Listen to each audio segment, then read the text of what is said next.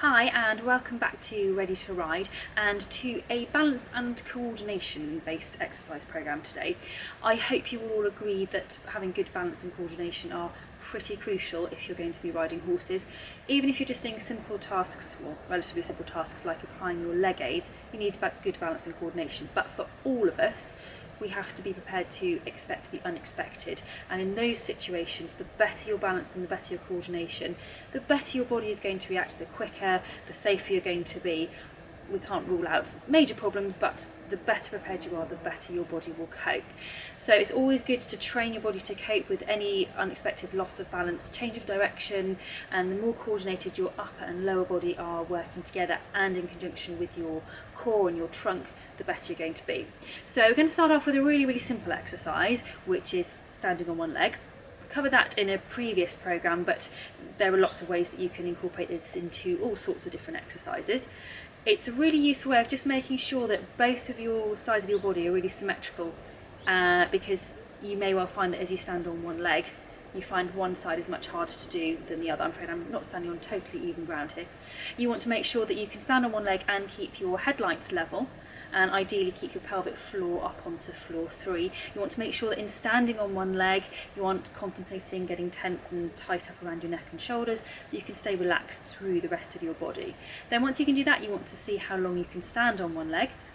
You could even try doing it with your eyes closed. But in this session, we're going to add on a few extra little challenges. So focusing on keeping those headlights nice and level, you want to see if you can do a few little mini squats. And it's no different to doing mini squats with both legs on the ground. You want to be keeping the hip, knee and ankle foot combinations all lined up.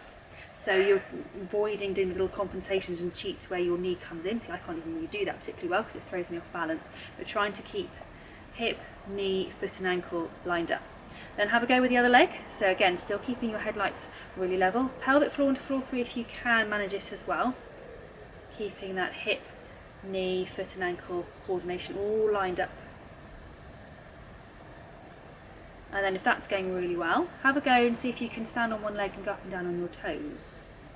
This is actually really hard. This is a bit of a calf killing exercise. This isn't just good for your balance and coordination. This is really good if you're someone that does a lot of out of saddle work or 3-point seat work, whatever you want to call it, forward seat, jumping seat. Because when the more forwards you are out of the saddle for long periods of time, particularly going cross country, you need to have good calf strength to hold you in that position. So I'll go with the other side. And you will generally find that one side is much easier to do than the other, particularly if you've had an injury. It's most likely that the side that's been injured will struggle a lot more than the side that hasn't been injured. That doesn't always follow through. Sometimes it's your dominant side. Even if you haven't had an injury, your dominant side will always be better. Okay, so that's a nice simple one. Now we're going to move on to making this exercise a little bit harder still. So I'm going to use a TheraBand, and I'm going to now combine upper body and upper body coordination with lower body stability. So standing on one leg, take my TheraBand out in front, shoulder blades back and down, and for this I want to activate the ropes that run between ribs and pelvis, so I really stabilise my centre of my trunk. So I've got shoulders back and down, ropes activated, headlights forwards, pelvic floor onto floor 3. The one other thing to add in is try and have a slightly soft knee on the leg that I'm standing on. It just stops you from locking and bracing. So soft knee also helps you to balance a little bit better, because all the changes in balance that are going up through the leg can respond a little bit better than if your knee is locked. You can't move as well and respond as well. Okay, so once you're ready, go into what we call the dumb waiter in Pilates. Keeping the shoulder blades back and down, activating those ropes, keeping the headlights level. Always keep the elbows tucked in with this one if you can. It's a more specific muscle training exercise.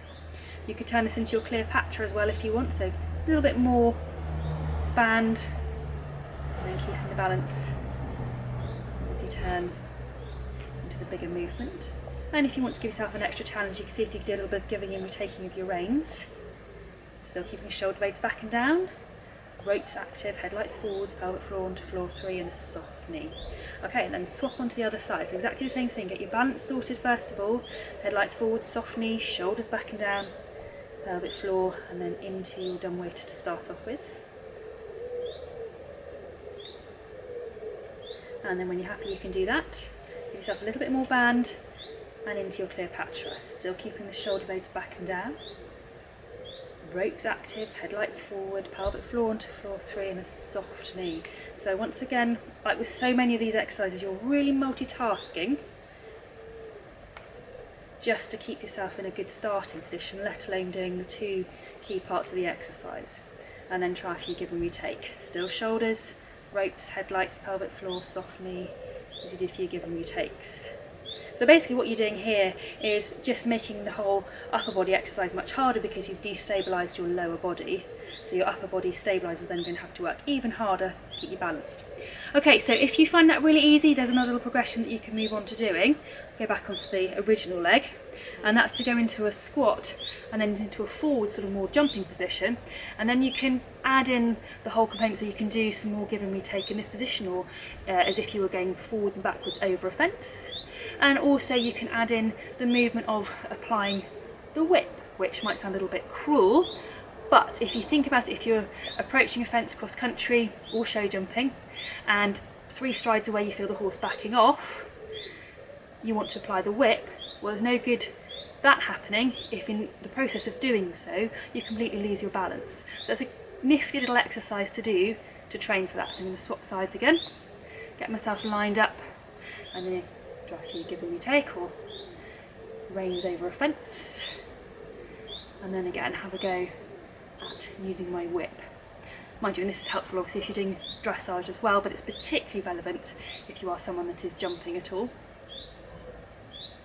And then have a go the other side, still trying as best as I can to keep my shoulders level, headlights level, keep my knee lined up with my toes.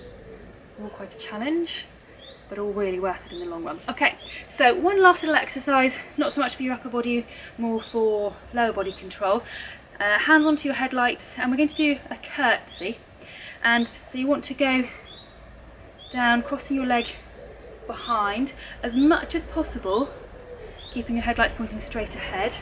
The key with this though is to try and keep your headlights level, so even if you do add in a little bit of a rotation, it doesn't matter so much, provided you really try and keep your headlights level. Okay, this is a good strengthening exercise as well as a good coordination and pelvic control exercise. Try to keep your pelvic floor onto floor 3 as you're doing it as well.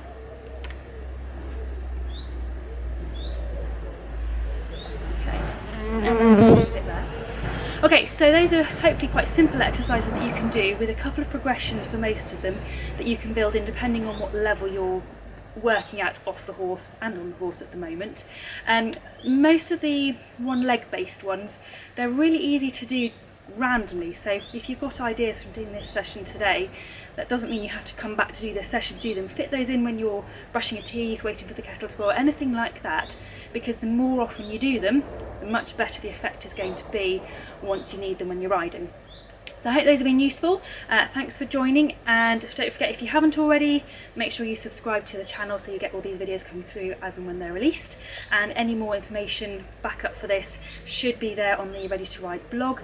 If you've got any other ideas of things you want me to cover in these sessions or on the blog, then please do contact me. I want to make this really about what you guys out there need, so hope to see you again really soon.